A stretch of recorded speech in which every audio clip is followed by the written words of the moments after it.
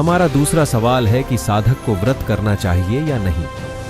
अगर आप चाहते हो कि आपके जीवन की दरिद्रता आपके जीवन से समाप्त हो जाए तो आपको नवरात्रि का व्रत करना चाहिए। ये जो नवरात्रि के व्रत हैं बड़े ही सुंदर हैं। भगवती जगदम्बा की पूजा, हवन और ब्राह्मण भोजन कराना चाहिए।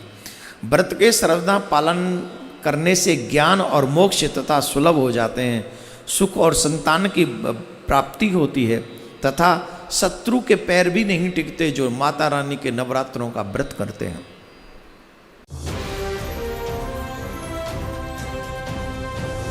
जैसे आज एकादशी है, एकादशी में हमें व्रत करना चाहिए। मेरा भी आज व्रत है, पर कौन सा व्रत है? एकादशी के दिन हमें अन्न ग्रहण नहीं करना चाहिए। तो इस तरह से हमें समझना चाहिए कि हम अगर व्रत करें तो इसमें एक इमोशनल एस्पेक्ट भी है, और साथ में भगवान कहते हैं जो व्रत रखते हैं उनके हृदय में कृष्ण प्रेम बढ़ता है, उनके शरीर का शुद्धि होती है, उनके अहंकार का नाश हो जाता है। इतने फायदे। मंगलवार का व्रत प्रातःकाल सूर्योदय के पूर्व में उठ जाना है। स्नान आदि निवृत्त करने के बाद में बागे श्री हनुमान जी महाराज का स्मरण करना है, उनका दर्शन करना है। हनुमान चालीसा आदि पाठों का जो भी आप पाठ का नियमावली पद्धति में लिए हो उनका पाठ करना है।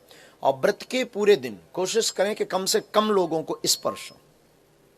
और व्रत के पूरे दिन नाखून, नखशिख यानी बाल, नाखून छौर कर्म नहीं करना, न काटना है। छठे अध्याय के 16वें श्लोक में फिर ये भी कहा कि अर्जुन यह योग न तो बहुत खाने वाले का और न बिल्कुल न खाने वाले का। बहुत खाना तो यूँ है पेट डडी पक्का खा ले अंगड़ाई टूटे, भक्ति हो को ना। और बिल्कुल न खाना, व्रत रखना। व्रत रखना भी गीता में मना है, और ये व्रत रखवाओ एकादशी का, ये कहाँ से लाए? और न बहुत सहन करने वाले, सोने वाले का, और न अधिक जागने वाले का सिद्ध होता। यानी 16वें में तो ये भी कंसेप्ट क्लियर कर दिया है कि व्रत रखना भी व्यर्थ है, और ये एकादशी का व्रत तो बहुत महत्वपूर्ण कर बताते हैं।